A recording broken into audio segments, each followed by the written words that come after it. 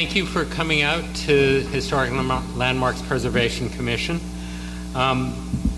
We've got a couple of big items on the agenda tonight, so I know a fair number of folks are here. There's a couple of housekeeping items I need to let everybody know.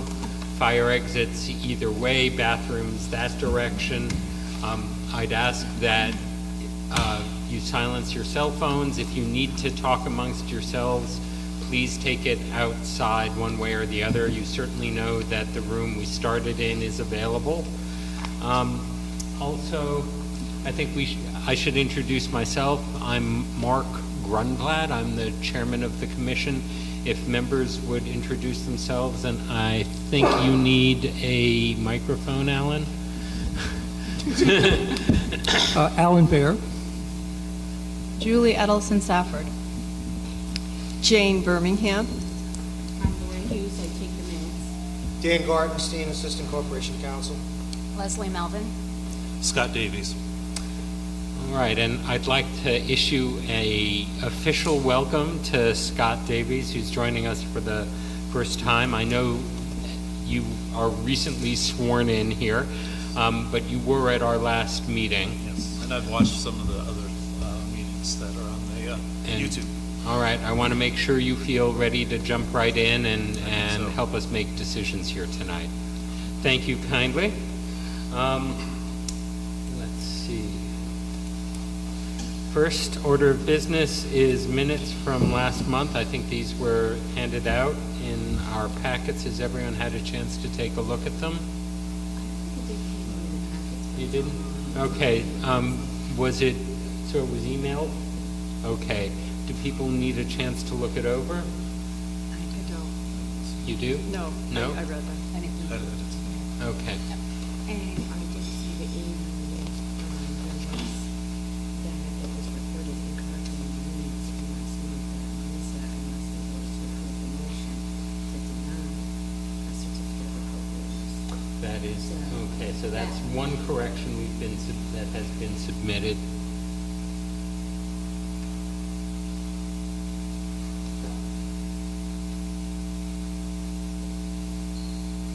Can we come back around to this?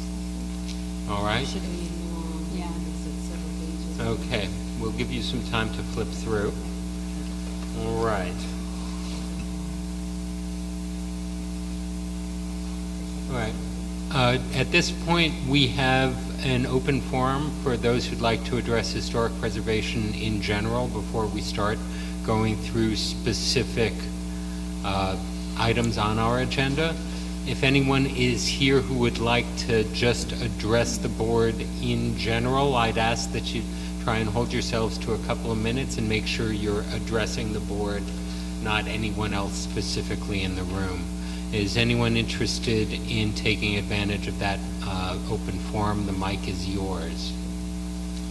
Yes. Please identify yourself for the record. If you could come on up, they'll be able to track you best if you go right in the microphone. Thank you. My name is Brian Devine. I've not addressed this board before. I've not attended one of these meetings before. Could you just please state what the mission statement and the purpose for this Historical Preservation Board is? Well, I'll try and summarize for you. The City Code has several provisions for historic preservation. We have designated landmarks, things like the Senate House, for example, some of the stone buildings, for example. We also have historic districts. The Uptown Stockade and the Rondout are our biggest. We also have Fair Street, and which one am I forgetting? West Chestnut Street, thank you very much. And so that anyone altering the exterior of the building, and there's a list in the code of other things that would happen to a property that would need our approval. Our charge is to try and preserve the historic nature of these districts and of these buildings, and we issue certificates regarding landmarks and historic districts. That's what we're about. The precision varies from district to district depending on what architectural style we're dealing with and what folks need to do. Is that useful? It is, thank you. So it has everything to do with existing buildings that have been here historically. And also And districts. districts, how many districts are there? There are 4, and I believe there are about 70 individual landmarks. Have I got that right? It might be about that. Yeah, I think it's about 60 to 70, I'd say. So specific to the ICC, just so I understand, this falls into a district called Rondout, District? yes. Round out West Strand. Okay, but not Yeah. necessarily relative to any existing buildings down there, just to the fact that this is occurring within the district. Within the historic And district. within That's your why we're purview here and with your it. authority to be able to address it. That's where it comes from. You're welcome. Would anyone else like to address the board? Okay. I received 2 emails canceling people who wanted, could not be here, but wanted to express their concerns about tonight's meeting. Okay, so these are again general, or are they specific to a proposal? It's pretty much regarding the ICC, Okay. so I didn't know if you wanted that to be Well, I mean, right now, open, or... I don't think we can hand that out to the public, am I No. correct? It was directed to the board Well, for, it can certainly be made part of the record when we are discussing the ICC. It also could be made part of the record just as part of public comment. okay, so let's make it part of the record. record as part of public comment. I'd ask that you distribute those. We'll take a minute while they're poring over the minutes of last month's meeting to see what folks have sent in.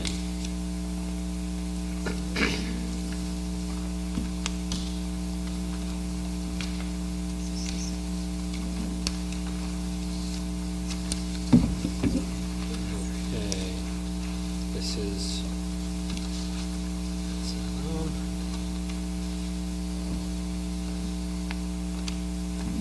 All right, so these are 2 letters from folks regarding the Irish Cultural Center.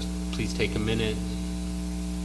They're not going to be here for us to question, but these may be concerns we haven't heard yet.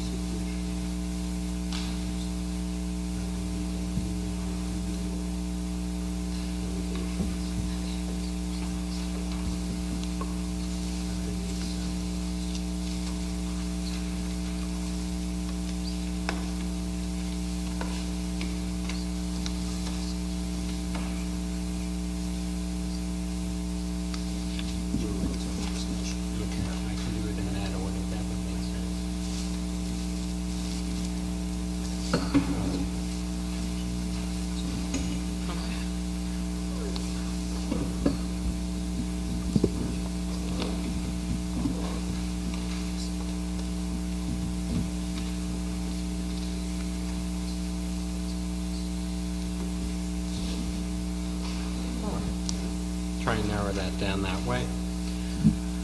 All right, two things. Has everyone had a chance to read the letters? Do you feel ready to vote on the minutes of the last meeting? With the change as. The one change is noted. Everyone know where we are? I will entertain a motion for approval of minutes as amended. Would anyone care to make that motion? Okay, failing that, I will so move. I need a second.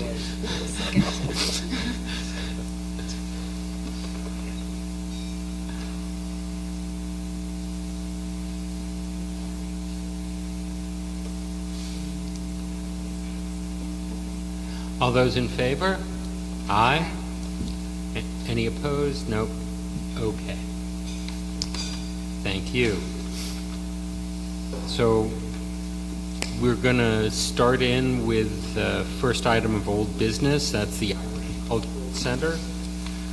Now we have a couple of people who abstained last week, and Scott did not have a chance to vote at that time. Were there specific pieces of information those folks felt they needed to be able?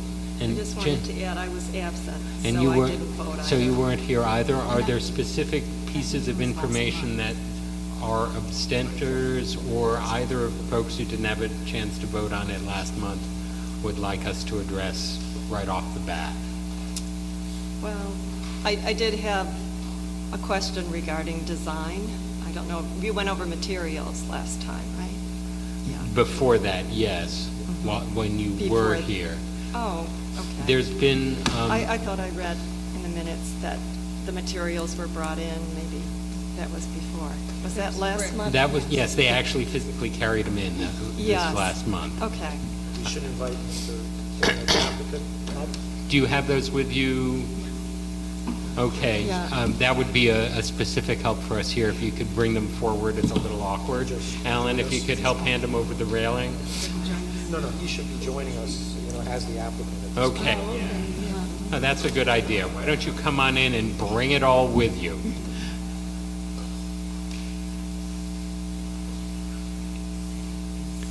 Do you need us to pull the table back a little, or you got sufficient room? Brad will hold them up. So, you could put them over here. What are we asking for? Jane is specifically asking to look at the Materials. materials. From That last kind- month? Right, Okay. you brought in brick, you brought in... I think I've if you seen could- that. I've if you seen the could- visibility all that? studies. Yes. So if you could, I know you had a window sample, a couple of other things. Window sample, we have a brick sample, we have brick mortar color. Right. And you didn't have a chance to see these Have last a month. If you- profile of the siding material for the bulkhead, Okay.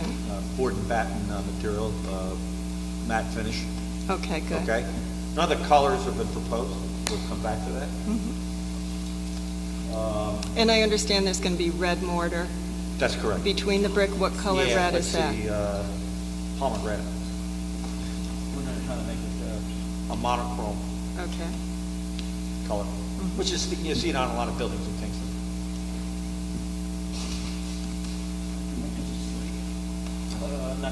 Not yet. Any other specifics that folks would like to see addressed that we didn't have a chance to review last month? I also have a comment, Sure, go.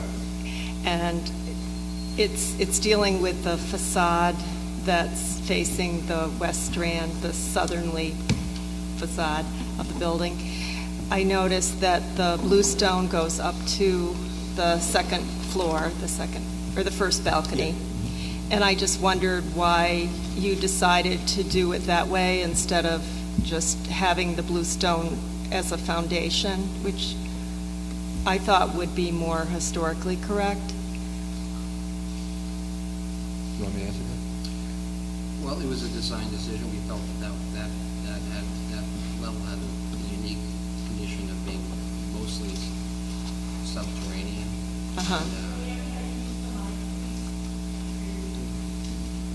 Press the red button. Yep. Yeah, okay.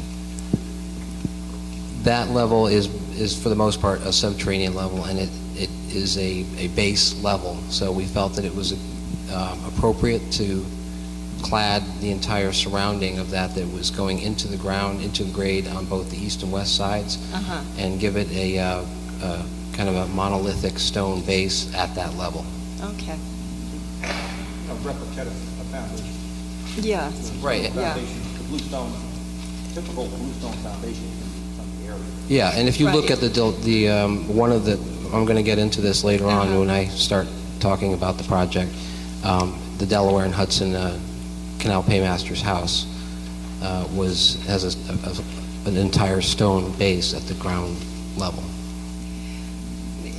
That goes up to the first level. Oh, okay. I did look at that, but maybe that was limestone? I thought it was a lighter, it was bluestone? Okay. Stone. Who didn't have a chance to review or wants to revisit, I'd like to give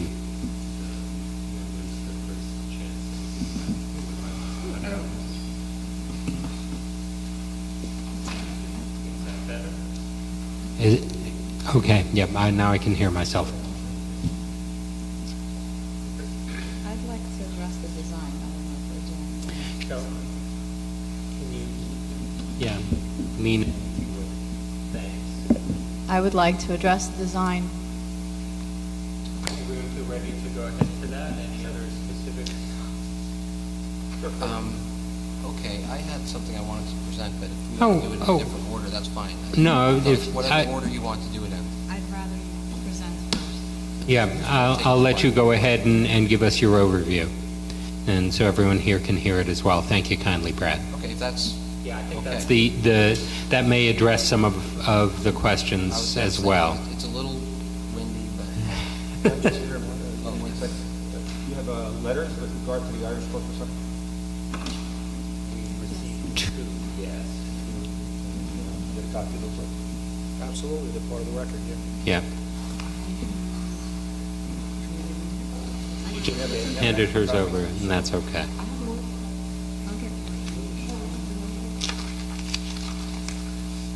Do you want a minute to take a quick look at that before you begin? Let's take a quick look at this. Okay.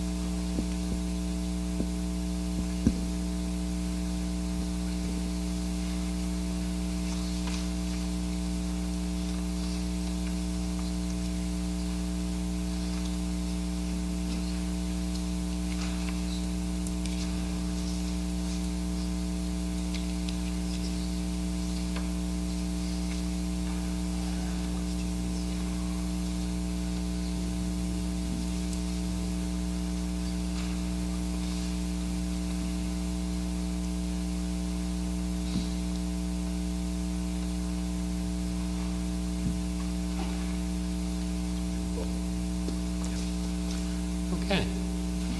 Ready to go forward? Yep.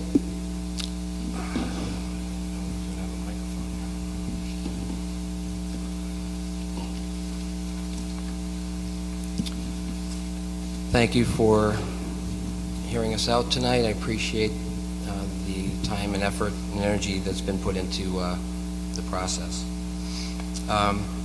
So we were here last month, and we're here again before you tonight. I have a short, well, I hope it's considered short, prepared statement I wanted to read, just to give a little look back and where we are today. So we have drawings to support, everything we're talking about. Boards will be shown. As you go along, or do you want them up Yeah, well, now? I'm going to give a cue to Paul over there. Board guy.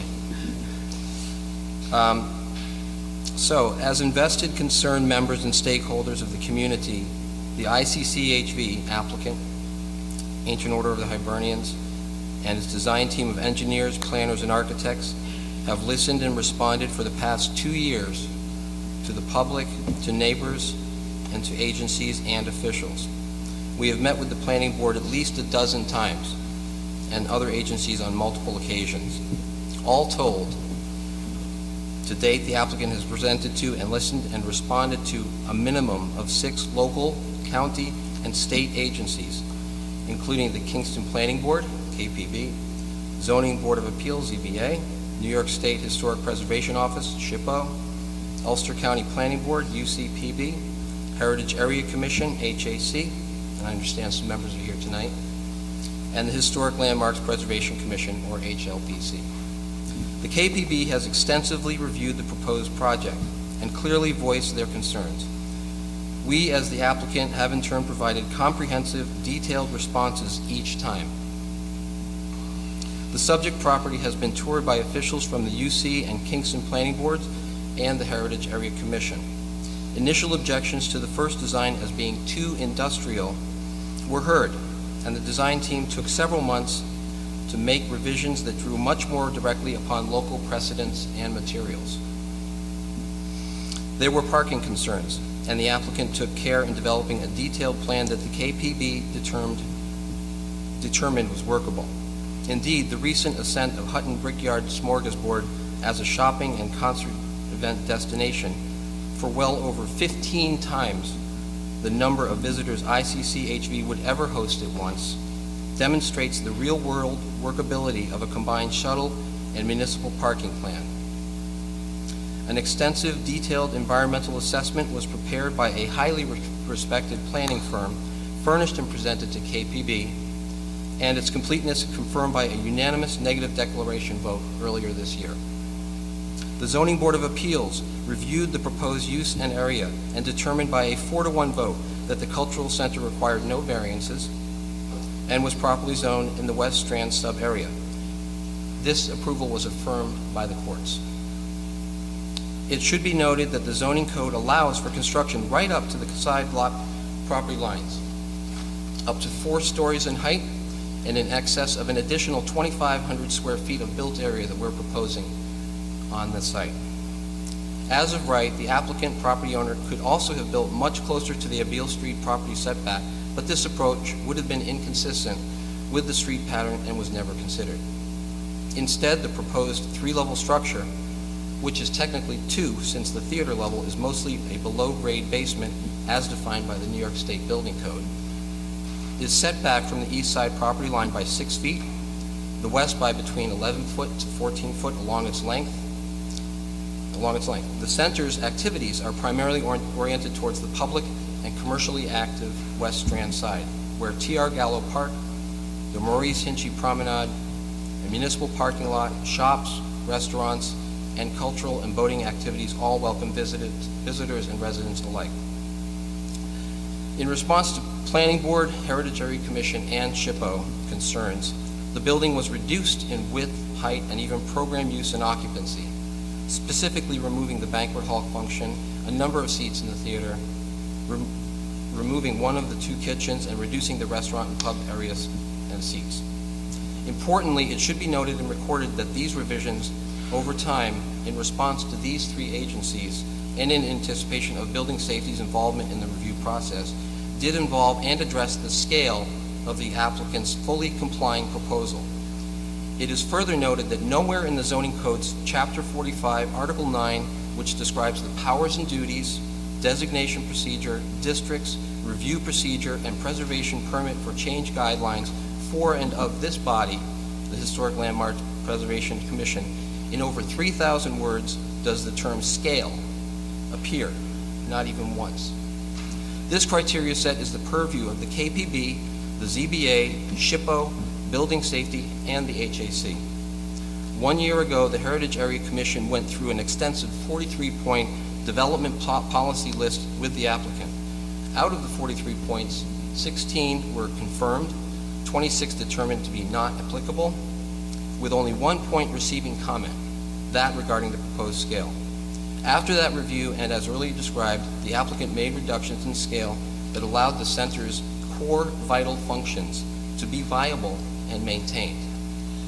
In summary, as with the half-dozen agencies we have appeared before and worked closely with to produce a balanced, attractive architectural feature to the growing Rondout district, and meeting with their approvals after collaborating with each, we are now before your commission in the same spirit. We are here to work with you, and we have heard and are today responding to comments made at last month's meeting. The motion made and defeated at that meeting, or perhaps not defeated, but did not happen, it was not recorded, was premature, and this was no accident, as the applicant deserved a chance to hear the commission's concerns and respond accordingly, as we have done over the last 24 months with others. The scope of last month's analysis and proposed resolution on those issues was outside the purview of the HLPC role in this matter and should not be reintroduced at tonight's meeting. With that said, we will review some of the modifications made since our last meeting. Excuse me.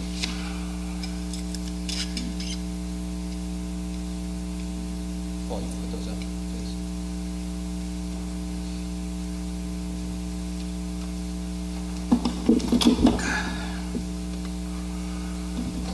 Everybody can see that, or?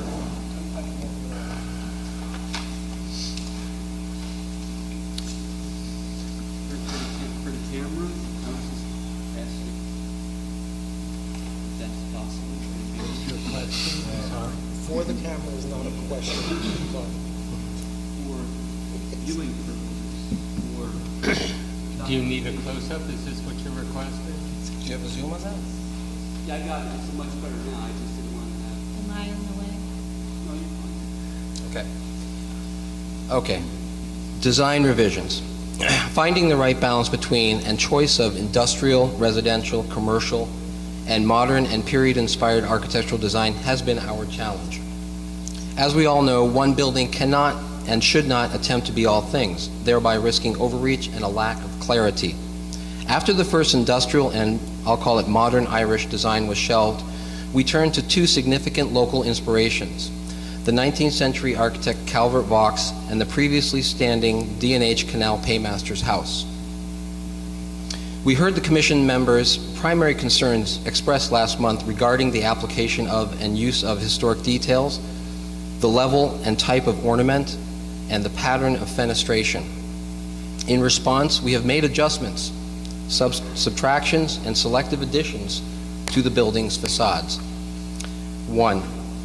South elevation, which is what we're looking at on the right. This would be facing the Company Hill Path? Correct. The Irish knot motif detail made of metal was removed from the railings at all three West Strand facing levels. As with elimination of the ornamental knot-inspired brackets, which supported the deck above the theater level, these changes we feel create a cleaner, less cluttered appearance, allowing the building form and materials clear expression and representation. As suggested by the Commission, the multi-use level French door to the balcony has been adjusted to align with the center door at the theater level, two floors below. 2. North elevation, which is where Paul's standing. The three middle bays of the ground floor storefront windows have been equalized in width, with their multiple light sashes simplified to reflect a somewhat more residential 1-over-1 arrangement. Similar to the south elevation, this results in a cleaner facade that balances historic and 20th century design practices. The secondary door to the to the exit stairs has been modified as well, with the lights removed in favor of a solid, flat 4-panel painted door, which is common throughout Kingston commercial and residential buildings. And the fixed transom above the window, the fixed transom window above the door has also been changed from a multi to a single light. Again, we're striving for a cleaner facade. 3, west elevation, which is not shown at the moment, but it's the west and the east elevations. Oh, and upside down. We're not defying gravity. That's the east. Well, the west, it's really a quick description. The 2-leaf door for deliveries, kitchen, theater, and general maintenance access will match the solid, flat, 4-panel painted door as described at the stair entry and egress door. 4, all elevations. Paul, maybe you can point this out as I describe it along the frieze. The frieze that wraps the 4 top edges of the exterior walls will receive an Irish knot relief pattern with alternating trinity and shield motifs. These 2 ancient Celtic symbols of mind, body, spirit, and the connection between the temporal and eternal, respectively, are shown as an example of what could adorn the frieze, speaking subtly to the heritage and culture of that the center celebrates and teaches. A final pattern of the 12-inch tall knots, as there are many to choose from, can be determined and reviewed with the HLPC prior to final layout. Simplifying the frieze, its corner, next point, simplifying the frieze, its cornice brackets have been reduced in number by half, with a single bracket aligned with each brick pilaster, with 6 each at the north and south elevations, and 4 each at the east and west elevations. The parapet railing, the design for which is inspired by the D&H Canal Paymaster's House, has been moved about 1 foot away from the 4 edges of the roof cornice, as suggested by the HLPC. 5, the roof deck, which we're not showing here. It's the only way you can see that is if you're in a small plane or you're flying a drone above. But it's important. It's an integral and significant feature since the start of the ICC design process over 2 years ago. And it is consistent with the teaching kitchen function, green and sustainable building practices that we've strived to meet, and visual connectivity to the Rondow Creek. The vegetated roof deck has remained with minor but notable revisions. The prior elevated viewing platform has been eliminated in favor of lower walkways between the raised planting beds. Thank you. A graphic depiction of the Hudson River and Rondout Creek remains and was an early inspiration in this design process, and will wend its way through the roof deck elements, including the vegetative. And of course, as we've described to the other agency and groups, the food that's grown up there will be used in the kitchen now downstairs. So I also just wanted to go through quickly the review procedure that you have established from the code. There's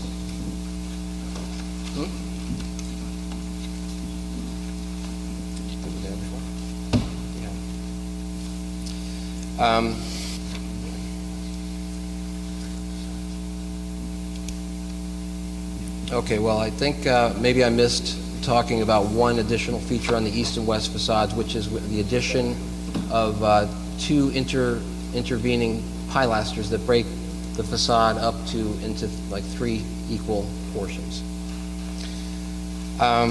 So in your review, in the 405-64 section of your review procedure, there is a section C that kind of confusingly bulks together a bunch of criteria, and I tried to break it out so it's a little more clear about what exactly you're looking for and respond in sequence.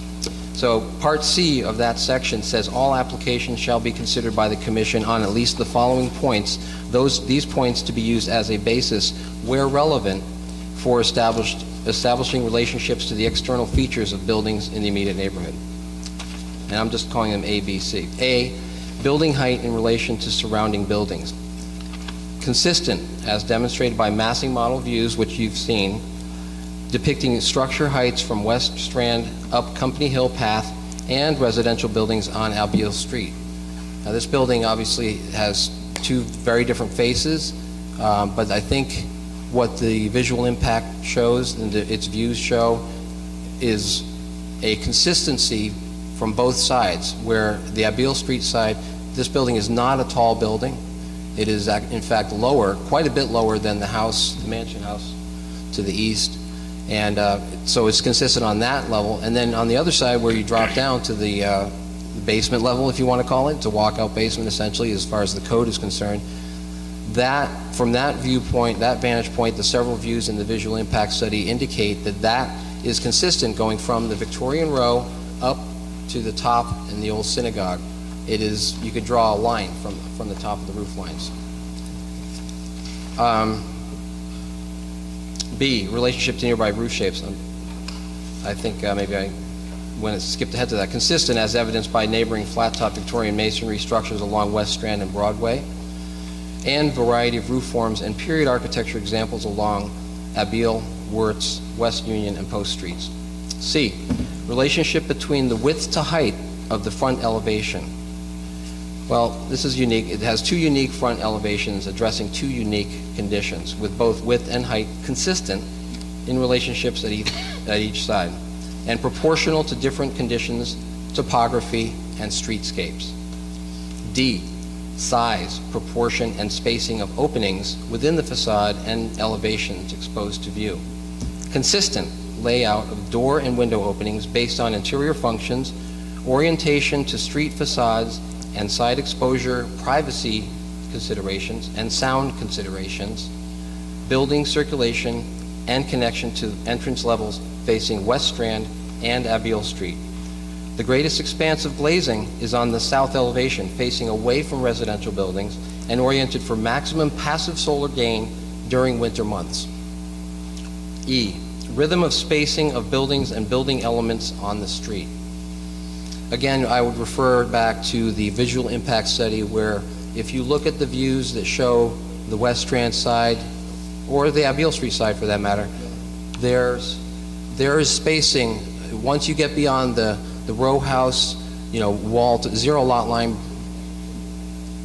West Strand commercial buildings, there starts to be a breaking up, a spacing between the buildings. And there's an equal spacing that you can see clearly in those visual impact studies, I think, that's worthy of study. I'm sorry, I lost my place. E. Well, I think the aerial views or the ones set back, not the close-ups, the ones that show the neighboring buildings, the context. Got a lot of boards there. I think the one that, that's helpful, yeah. That one. Thank you, Paul. Rhythm of the spacing, consistent based on the sheer variety of architectural styles found in the surrounding Rondout District neighborhood and placement on their respective properties. And I would also refer back to the aerial photo diagram where we show very specifically the setbacks, the distances between buildings. It fits in our opinion, and through study, this has a linchpin sort of a situation where it is consistent, in our opinion, with the neighborhood. F, design and placement of entrances and projections. Again, consistent, using main entrances at both West Strand Theater level and Albeal Street restaurant level. The theater entrance doors have an overhang for weather protection, and that's the transition from the bluestone to the brick levels. And a generous proportional entrance patio to receive theater goers and ICC visitors alike. G, relationships of materials, textures, and colors.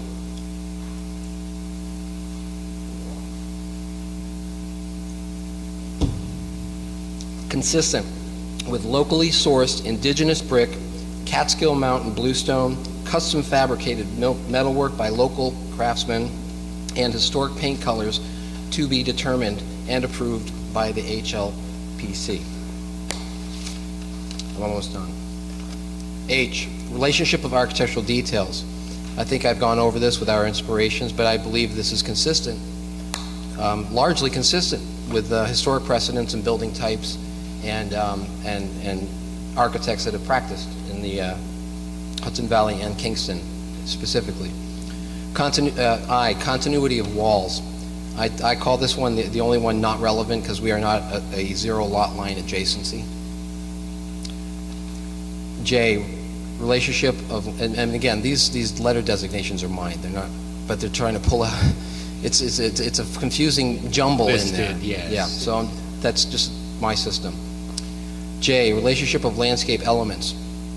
Consistent with grass planting areas along Abiel Street sidewalk, between vehicular entrances, an entrance garden with plantings, a fountain, hardscape, and benches, planting areas along fences at each side, and planting areas for shrubs and small trees on slope between rebuilt Company Hill Path, which will be a much stronger, better, and identical wall to what we have now in terms of appearance. Wall between that wall and the theater entrance patio. Now, all of these plantings are shown in the full set of drawings that have been meticulously reviewed by the planning board, and again, we're part of the negative declaration unanimous vote we received. K, appropriateness of paving, consistent with adjacent and neighboring parking areas, a variety of which are either paved with asphaltic blacktop, I'm talking about neighboring properties, or finished with gravel or concrete. Now, budget allowing, the applicant will consider and implement cobblestones at parking areas and or Catskill Bluestone on-sites at the on-site sidewalks. These potential material selections will be reviewed with HLPC at the appropriate time. And finally, L, effect on existing or historically significant spaces. Consistent as creating a vernacular-based design that represents a 20th century interpretation of local architectural history and design precedents. Now, there's just a plethora of data that we've had, and we've gone through and reviewed over and over again with these other agencies, and we're happy to do so again with you. But I just wanted to point out a couple more quick things, and then we can get to questions and discussion. As you may all, and oh, by the way, this is a prime inspiration for some of the detailing you find on the drawings. But I think everybody is aware of the Brownfield Opportunity Area documents that were put together by Perkins and Will, and mentions the ICC as a community stakeholder as part of a short-term, long-term, mid-term, long-term plan for the revitalization of the Rondout. And it's just a document that has that kind of notes the ICC as a part of that plan.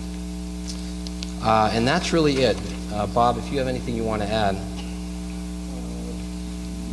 No, but I know the cultural centers are included in the Rondout Historic District as a goal for the city of Kingston in their 2025 comprehensive plan, which essentially is their business plan on how to grow Kingston for survivability. Okay, at this point, it's our chance to ask the applicant specific questions that come to mind. We've done some of this, so I would urge those of you who didn't get a chance last month, feel free, go first. Well, I have another question regarding the Bluestone. What you're going to be using, if I'm guessing correctly, is that you're going to be using Bluestone facing, right? It's not actually foundation It's not a stone. structural. It's not structural. It's Yeah. veneer. Okay. And And stone veneer, though, it's not an artificial stone. right. Composite. But to be honest, I think that's why I'm having difficulty, because I don't believe that that would be appropriate historically, that the Bluestone would be used as a foundation stone structurally, but not as a facade. And that's why it gives me a very different feel when I look at the pictures of the ICC, because it looks modern. And so we've got a lot of different things going on. We've got the balconies and some of the aspects of the Paymaster building. And we've got the Calvert Vaux house that was an inspiration. And I think you've managed to blend a lot of that well. But that piece really confuses me and puts me off, because it brings me more to the 50s, 60s, 1950s, 1960s era. You're referring to the type of stone? Not the I'm type sure of what you're- stone, the way that the stone is being used on this building. It was, that type of stone facade was used often in buildings of the 50s and the 60s. And I do understand, when I look at one of the side views of the building, how the Bluestone foundation along the side is just being carried over to the side, the facade that faces the West Strand. And that makes perfect sense to me. It's just that I'm seeing a wide expanse of that Bluestone. And aesthetically, it doesn't work for me, or historically, in terms of the surrounding neighborhood. Well, I guess I would just ask, what would you like to see the brick in place of the stone, just to have a monolithic brick? Yeah, all the way down? I almost think, because that facade is fairly complicated in terms of lots of windows and balconies, et cetera, that if the brick was extended down to a lower stone foundation, something that looked more like it was a structural aspect, even though it's really not, that it would have a better look. That's my opinion. But I'm struck with it every time I look. I don't have difficulty with the other facade facing Aville, but I just wanted to bring that up as a possibility to think about. Thank you. I just want to say one more thing about that foundation, because I know what you're speaking about the 50s, right? The narrow, it's not going to be that. Our goal is to replicate the look of the D&H Canal Foundation. Have you seen that? Yes, you just Is that showed it to me. acceptable? Yes, Well, yes. that's what we're trying to replicate. Now, Okay. I understand these computer drawings can only do so much. Yeah. Okay? But that is what we're trying to replicate. Okay, Okay? It's going to be rough. It's not going to be that saw-cut bluestone. It's not going to be honed. It'll be a rough edge. okay. It will be like what they call a flamed edge, they call it today, to rough up the stone. It's not going to be a smooth stone. It will not. Okay. And if I could just add one more piece to that, is on a lot of the sites where we're working on projects, we hit stone pretty quickly, and a lot of that is on edges that were topography that's sloping, and it's almost as though you're taking that material and just bringing it out and expressing it on the building. So it's I mean, I think it can work quite well. I hear what you're saying, but I also think what Bob says about the proportioning of it being closer to what's shown in the Delaware and Hudson houses is really our goal. And every other foundation that's down there is bluestone, right? Most of those foundations are bluestone. Very rare is it brick.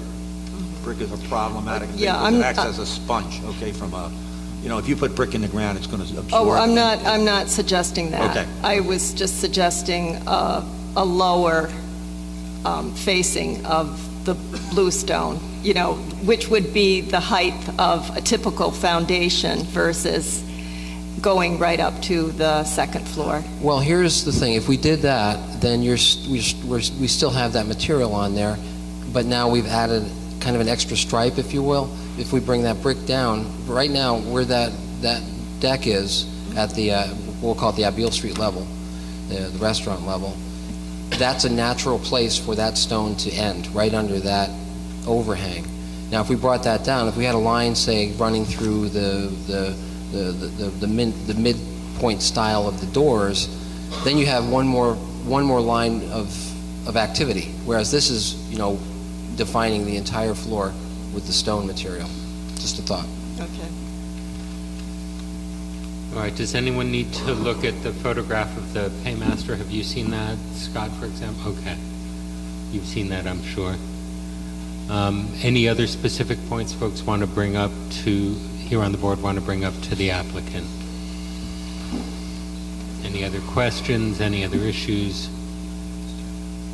Comments about? At some point, I want to go over my take on the design. Would you like to do that directly with them now? Sure. Okay, feel free. So it's the duty of the commission to maintain the desirable character of the landmark district and prevent construction that's out of harmony with existing buildings insofar as character, detail are concerned. In regard to the West Strand facade, the revisions are considerable, and I think that they go a long way to make it more cohesive with the other sides and with the district. But I'm still bothered by some details. Those details, in most respects, are quite different from the structures in the immediate vicinity of the project and elsewhere throughout the district, and that is the fenestration taken as a whole is significantly different, and the two factory-style divided light windows on the West Strand side do not match the architecture, and the standard 2/1 double-hung windows on the West Strand side on the west elevation could be revised, arched, or set within arches to match the backside of the building to incorporate the strengths of the preceding design.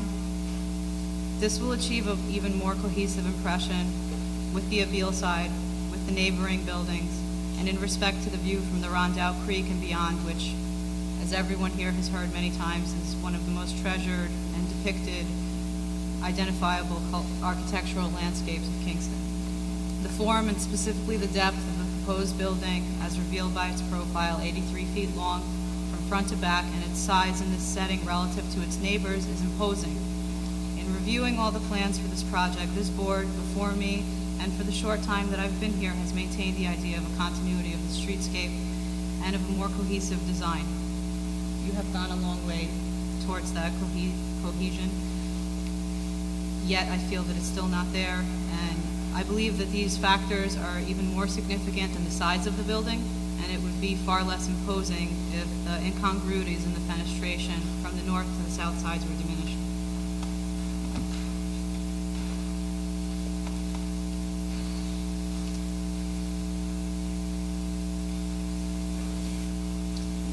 Yeah, can I just ask for some clarification? So you're talking about on the side having arched windows on the east side, or the west side?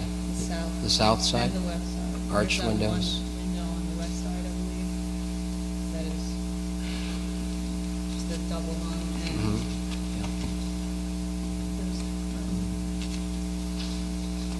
the west elevation and the south elevation. And then the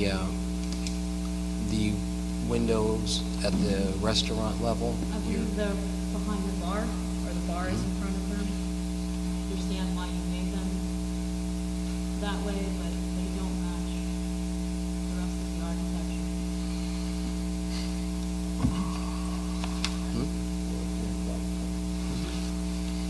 Thank you.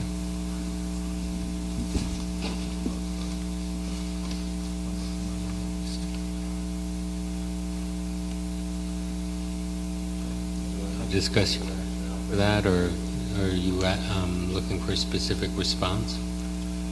I was just hoping that they would take that under consideration.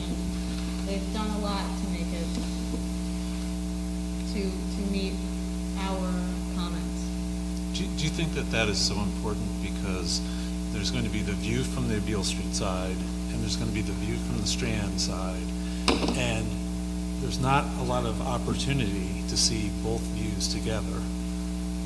So if if there was some point where you're standing and you could see those side windows and the Strand side, or the side windows and the Beale Street side, I could understand that point. But it's almost just like two different views that you will never see at the same time. If you're on a Beale Street, you'll see the arched windows. If you're on the Strand side, you'll see the straight windows. And being so far set back from the Beale Street side, I don't see a view where you would be seeing the arched windows on the Beale Street and the flat windows on the west elevation side. But it's one building, so. It's you can one see building. You could see the view from the south side and the west side at the same time. Those match. But you can, the building is one building, and I believe that it should match architecturally on all sides. But I think what they've tried to do is present on the Beale Street side that blends in well with the architecture on the Beale Street side, and having a more commercial view, because this is a neighborhood that spans a commercial side on the Strand side and a residential side on the Beale Street side. So I'm not bothered by the difference in styles on the two sides, because I don't think there's any viewpoint where you could see both sides at the same time. If I can just jump into the conversation. We've heard a lot about, some people wanting more modern, others wanting more historic reference and features. But I would say at the West Strand side, if we were to introduce curved windows, arch-top windows, it would not work well. I think having the rectilinear is, consistent with the commercial side, as you know, and wrapping around those only windows on the west side, it does have a line that matches up, whereas we don't have windows that wrap around at the Abiel Street side, and it's a softer, quieter side as the Abiel Street, and I think I pointed out in my statement how this is two unique situations. These are two unique faces. It is a two-facade building, and it has demands and views being taken advantage of at the south side that just aren't the case on the Abiel Street side. So we tried to take that into account, and in the detailing, pretty much create a two-facade building, and which is not unusual in architectural projects. And in this case, I believe is very appropriate because of the two very different conditions we're faced with and are addressing. I still feel that it would make the building more cohesive in general with itself, with the neighborhood on either side. On the West Strand side, if the building looked more like the Abiel side, it would match the other buildings from the Italianate Road and all of the historic buildings and from the water's viewpoint. But you realize it's a unique use there, correct? Sorry? You realize that this building is a unique use Yes. in that area? There's no other use in the area? It will stand alone by itself? Yes. And We're not there to match other buildings, it tells you right in the guidelines? right, but it's our job here